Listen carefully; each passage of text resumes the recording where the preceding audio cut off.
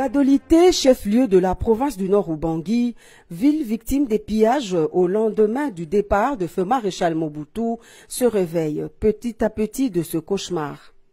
La ville accueille ses visiteurs tout de même par une piste d'atterrissage bien aux normes internationales qui contraste cependant avec la vétusté des bâtiments aéroportuaires, notamment sa tour de contrôle et le pavillon présidentiel.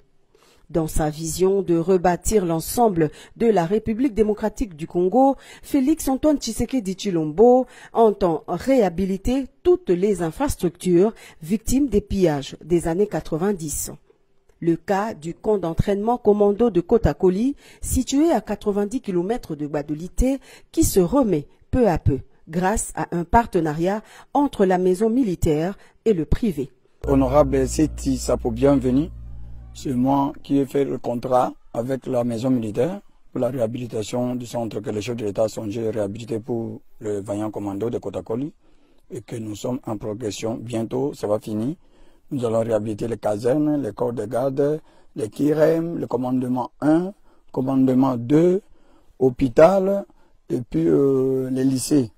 Dans les contrats, j'ai ajouté aussi une maison qui n'était pas dans le contrat pour que les autorités, quand ils viendront, ils vont être logés là pour le service que le chef de l'État nous a confié comme le travail. Le centre, par la bouche de son commandant, le colonel David Ebende, n'a pas manqué, à l'instar de ce début de réhabilitation en cours, de soulever un certain nombre de préoccupations en ce qui concerne son fonctionnement. Wangu David Ebende, commandant centre d'entraînement commando de Kotakoli. Et derrière moi, vous allez constater mon état-major.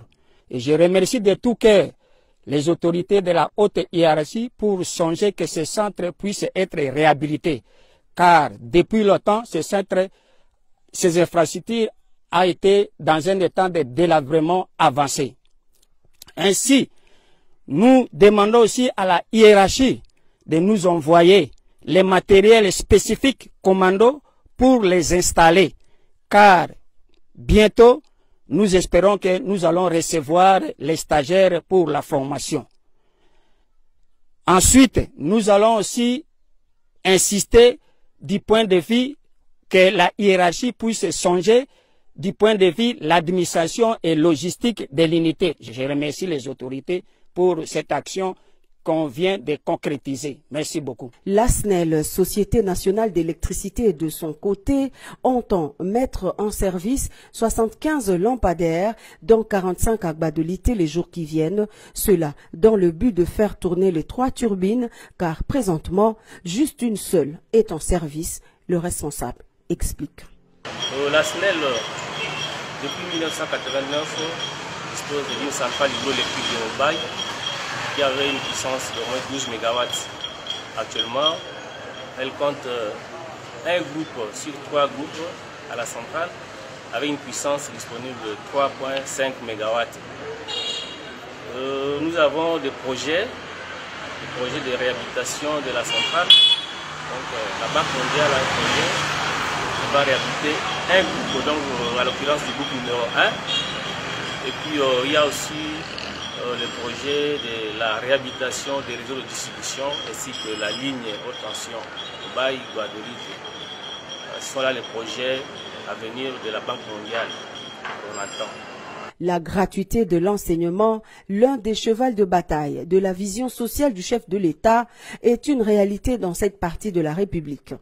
Bien qu'accueillie avec enthousiasme par les parents et élèves, la gratuité ici n'a pas échappé à la problématique du nombre pléthorique des élèves et du manque d'enseignants.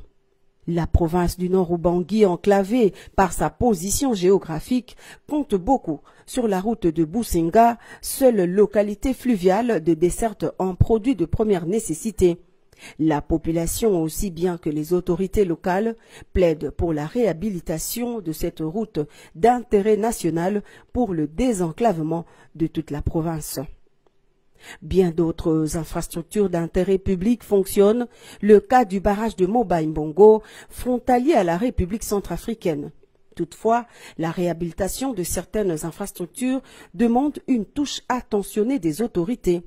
Le VOR, cet instrument essentiel pour la navigation aérienne, fait défaut ici. Aujourd'hui, juste le socle qu'on peut voir à cet aéroport international avec une tour de contrôle démunie de tous ces instruments. La tournée prochaine du chef de l'État et le programme de développement à la base de 145 territoires restent deux éléments essentiels pour redonner l'espoir à cette province. Et toute la population ici fait confiance au garant de la nation par sa volonté affichée et ses réalisations qui se comptent en milliers à travers tout le pays.